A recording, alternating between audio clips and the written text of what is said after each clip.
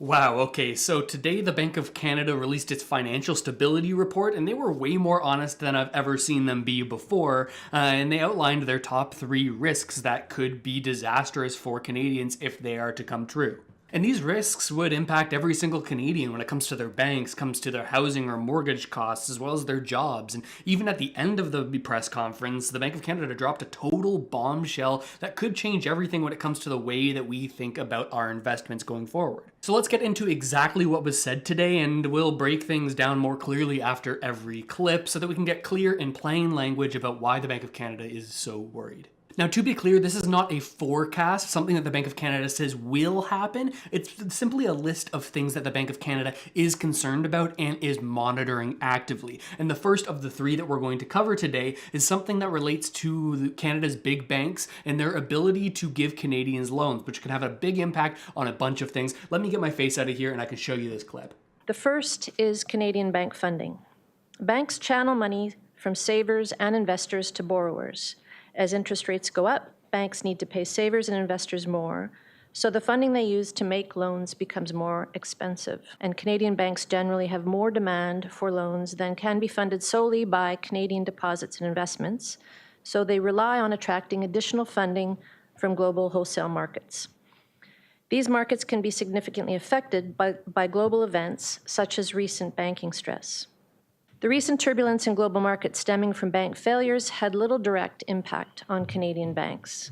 But if global stresses were to return and persist, bank funding costs could rise beyond the higher levels intended by tighter monetary policy. So what the Deputy Governor of the Bank of Canada, Carolyn Rogers, is saying here is that because we're in this period where there's high interest rates, well, banks are having to pay customers higher interest rates on their deposits, on their savings accounts, things like this. So as a result, it's more expensive for them to give loans to Canadians as well, because the cost of them acquiring the capital that they then go loan out is increased compared to what it was before.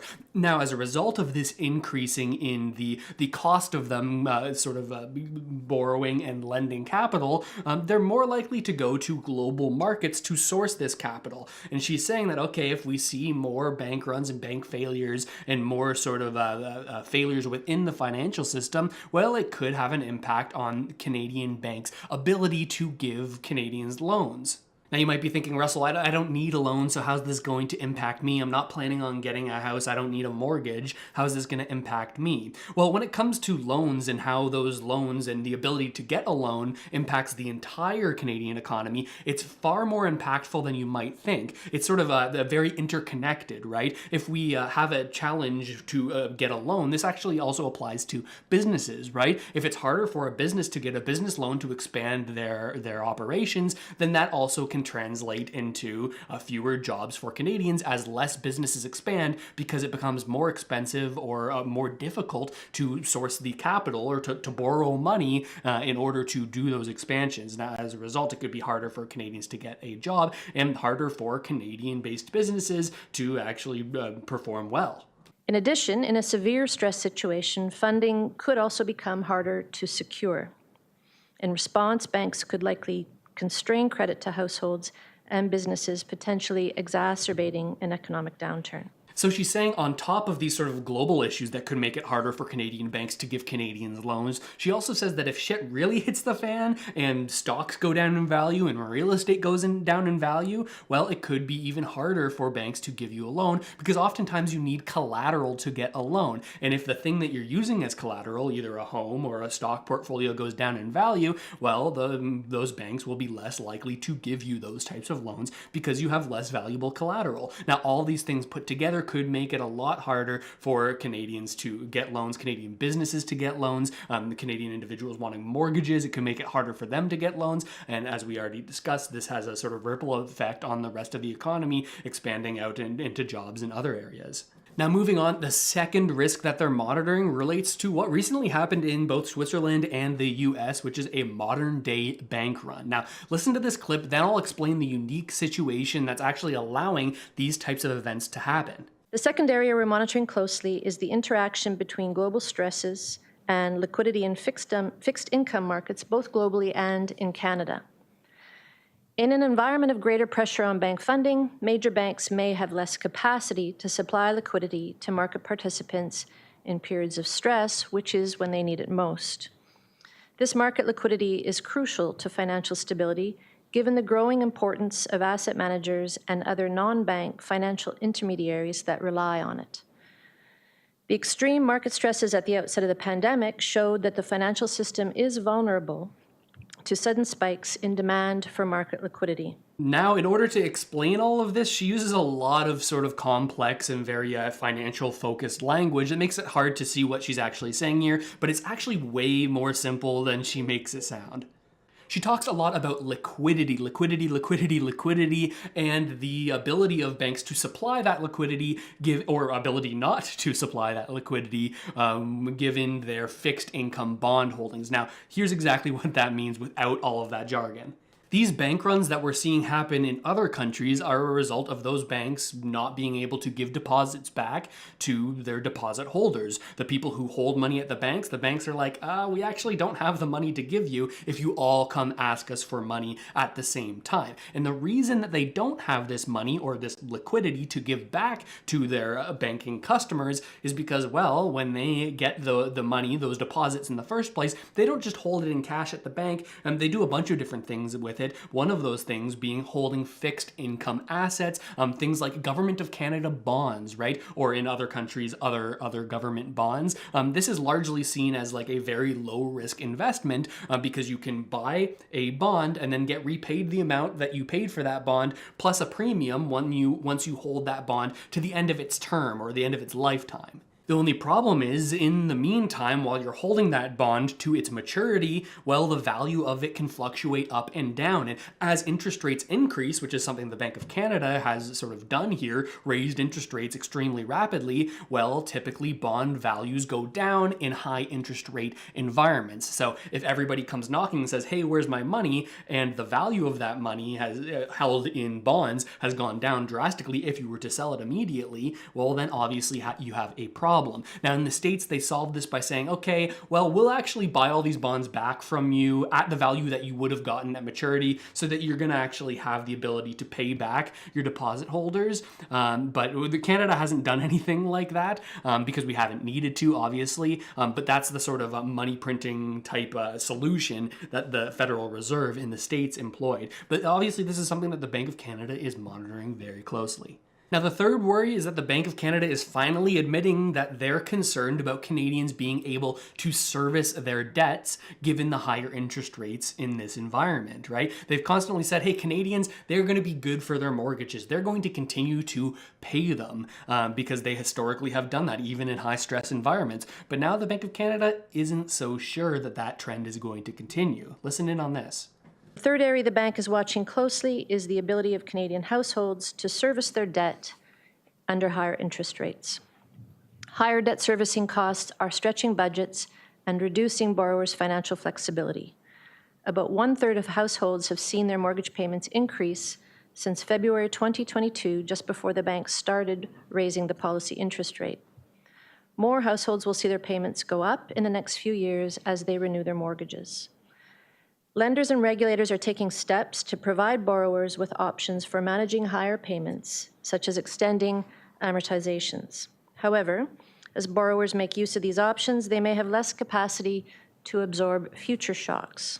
So for the largest debt that most Canadians have, which is their mortgage, well, the Bank of Canada is saying, okay, we've seen the cost of paying interest on those debts actually increase significantly, with 1/3 of all Canadians who hold mortgages seeing that mortgage increase in its interest rate since February 2022. And they're only expecting this number to increase over the long term. Most of these impacts on mortgages has been on variable rate mortgages, ones where the interest rate can sort of change over time, right? But soon enough, we're going to see this impact hit everyone who has a fixed rate mortgage, right? A fixed payment mortgage, a fixed rate mortgage, where they only have to change their interest rate at the end of their term, which is usually around 5 years. Now, soon enough, we're going to see these higher interest rates hit a larger amount of mortgages that exist in Canada because those fixed rates are going to have to renew eventually. And we covered it on the channel before, but banks and financial institutions are using all kinds of wacky kinds of tools and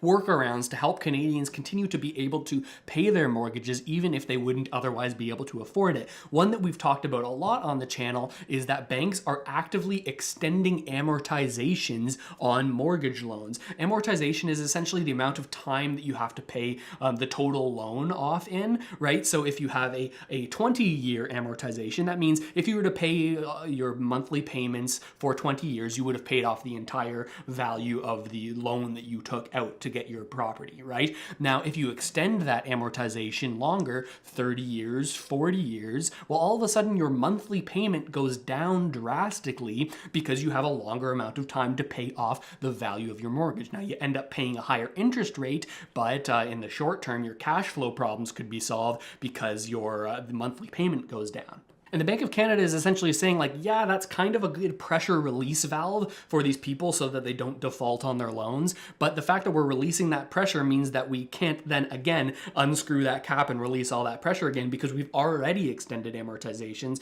So if we do this once and then we continue to have this problem, well, we've already extended amortizations out as far as we could. So what's the answer now? They say it's not a long-term solution, but it is helping in the short term. Canadians have a long history of paying their debts, even under stressed conditions, and so far households are proving resilient despite the sharp increase in interest rates.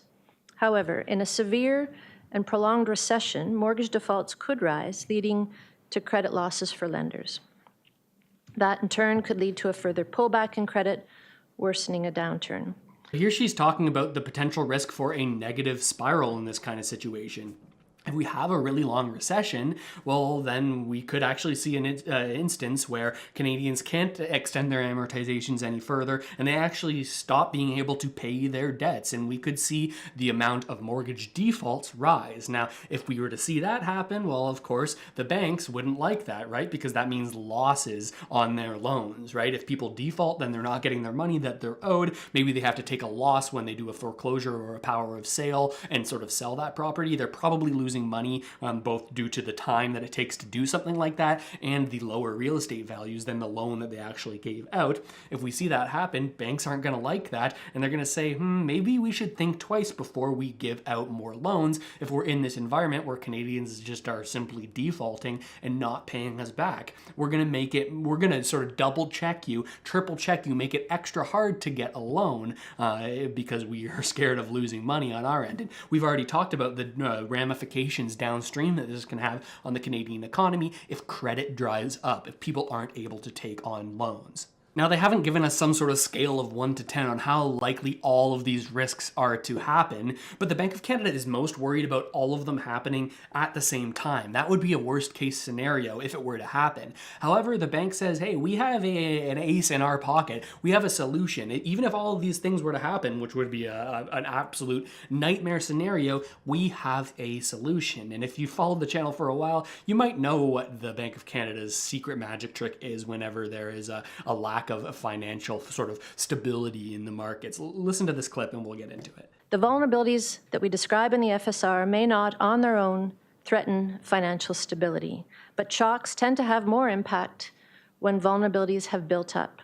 At the Bank of Canada, we will continue to monitor the financial system closely for signs of stress, and we have the tools needed to provide emergency liquidity if severe stresses develop. In fact, we've recently reviewed our pandemic-related liquidity interventions to help us better target our response in the future. We stand ready to act, if needed, to safeguard the stability of the Canadian financial system. Wow, that is a big deal. And again, they use this complex language to sort of masquerade what they're actually saying here. But this is going to have a big impact if it's a step that the Bank of Canada has to take. They're essentially saying, again, if shit hits the fan and things get really bad, we will step in as the lender of last resort. We will provide liquidity to the system. We will start printing money again. That's essentially what they're saying here, is that if this system stops functioning as it should, we will go back to similar things that we did at the beginning of the pandemic when that was a big disaster and we were worried about the financial system. What was the answer? We turned on the money printer through a strategy called quantitative easing. Essentially, the Bank of Canada, to oversimplify it, allowing more money to enter the system, an increase in our M1, the sort of measure of all of the dollars in the system. Again, I'm oversimplifying here, but this is quantitative easing, money printing as a solution to this lack of liquidity in the system, or the unwillingness of the big banks to give loans to people. The Bank of Canada says, we will step in and we will be the person that allows for these loans to actually happen. But if you think back to what happened when quantitative easing was the solution at the beginning of COVID, you'll know that there are some good things and some bad things about this, some very bad things. On the good side of things, it says, okay, well, we're going to make sure that the economy continues to function. Maybe there won't be as deep long-term scarring in the economy as a result of this liquidity drying up, because the Bank of Canada is going to be the liquidity provider, right?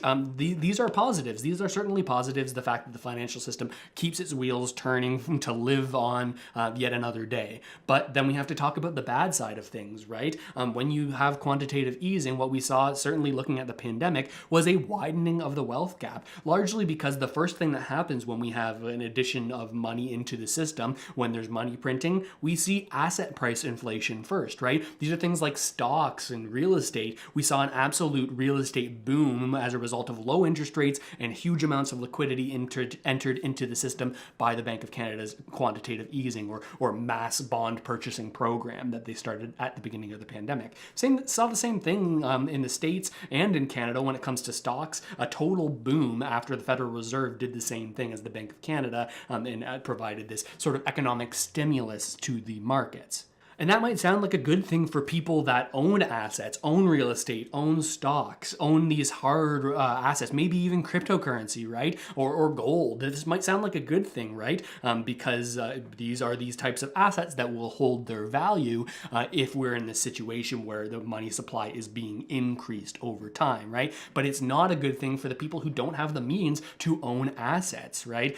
Because all of a sudden, the thing that comes after asset price inflation is, well, inflation, normal CPI inflation. We start to see that in the reports. The cost of living goes up and the value of your dollar goes down in this type of situation. So we better all be crossing our fingers that all three of these risks that the Bank of Canada has discussed don't happen at the same time, forcing their hand to actually provide this stimulus via quantitative easing. Because while it might make asset prices go up, it might make you feel good when you look at your investments. For a lot of people, this will be a very negative thing as the cost of living rises and as the gap between the haves and the have-nots increases. The people who have assets and the people who don't have the means to invest, don't have the means to save because of not being able to make enough money given the economic situation. This is one of the largest issues, I think, worldwide, is this sort of widening of the wealth gap. And I don't have a solution for it, but this is certainly how the Bank of Canada's actions and their risks and the things that they're worried about could impact this worldwide situation. Whew, man, I feel like I just went on quite the rant there, but I'm curious what you think about this. Let me know down in the comments below. If you're somebody that's worried about holding your money at the bank, I've got to remind you of something called CDIC. That's a deposit insurance, right? So if you're holding in any given account less than $100,000, well, the government and Bank of Canada and this sort of insurance corporation, CDIC, will guarantee that your money will be given back to you, even if a bank is to fail in a worst case scenario. So make sure that you're holding under $100,000 in each of your accounts to make sure that you can sort of get the full value of this CDIC insurance. Also, in some recent legislation that the government of Canada has been passing through, gives the Minister of Finance the ability to increase those CDIC deposit insurance limits. So we might even see that increase up to maybe $250,000 to be more in line with what the FDIC in the States offers. But that's it for me. Subscribe to the channel if you haven't already done so and like this Canadian-focused financial content. I hope this video has helped you out at least a little bit, and I'll see you next time.